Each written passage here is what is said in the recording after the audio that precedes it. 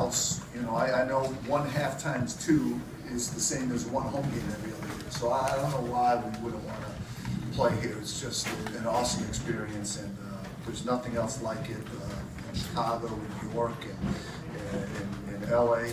It was just terrific. The game itself was a true battle. They're hard to stop. They're very, very good offensively. Cozy and Pepper are big and skilled. You know, Lee is a heck of a player.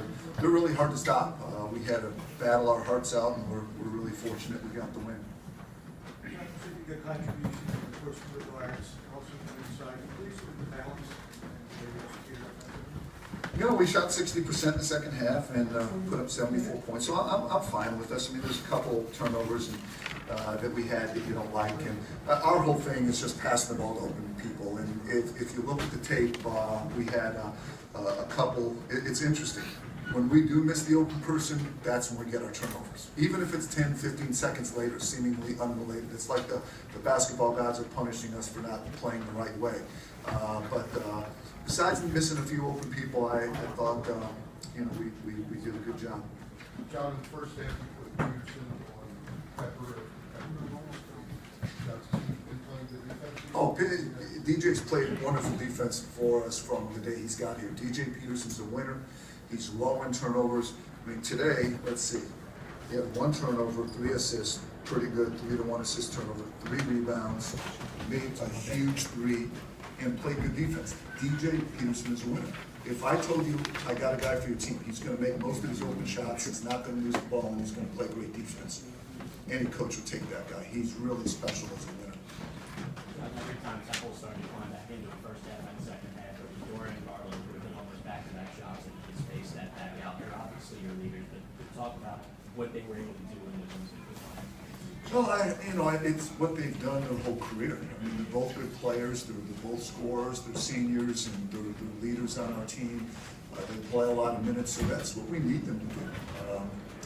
And they came through. They came through, and they should feel great about themselves and the team and the win. John, in addition to all the Big 5 plus, you had the national, the ESPN angle. Were you with your team maybe a little too hyped up early? Oh, yeah. How'd you handle that? We last year were playing Temple with a chance for an outright Big 5 championship, and we were really tight. We normally aren't tight, but you know, if you're playing for a Big 5 championship and it's something that you hear your coach talk about since the day he recruited you, and how if you win the Big 5, you're going to the NCAA tournament, you can tighten up. This was like our NCAA tournament last year, where they know it's big. You know, they know it's big. I got upset on a couple mental lapses, but other than that, I tried to be a little easier on them myself and try to be positive. And I know they had plenty of emotion already, so I did what I could, and sometimes I probably failed. I did what I could to try to keep them calmer.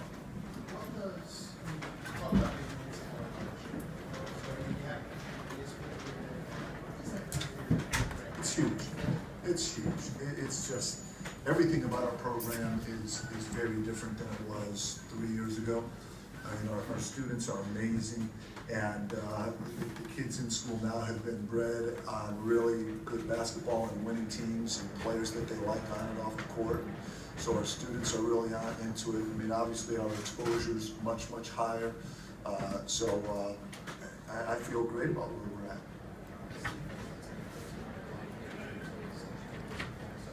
It was vintage Steve Zach. Again, each of our players, if you watch them, have a certain thing that they do to help us win. Steve is defense and rebound and screen. You know, once again, if I tell you about a guy who's going to be a willing screener, not be needy, not need to have the ball all the time, he's going to give up his body to run around and set screens, and he's always going to be in the right spot defensively, and you can get 10 rebounds out of him, sign him up. Trust me, it's not coaching. John, would you like to play more games than plus? Yeah, absolutely. I mean, absolutely. See, this is unique. It's a split house, and you're in the most historic building in the country. We play 20, nearly 30 home-and-home games a year. That's normal. This is not normal in a good way. It's wonderful.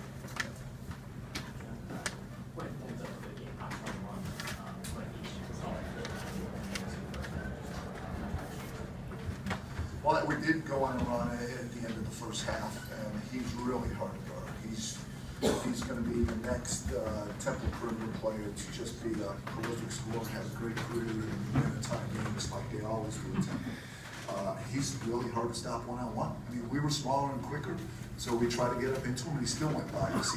I thought we were on the verge of, even early in the game, of getting a decent lead and setting the tone, and I thought DeCozy was the guy who drove on the left side of the court a couple times and just pretty much scored on his own twice, and it just gave them confidence and kind of kept the game in hand. You had an 11-point lead in the second half. Garland comes out. They kind of focused on the match and close up.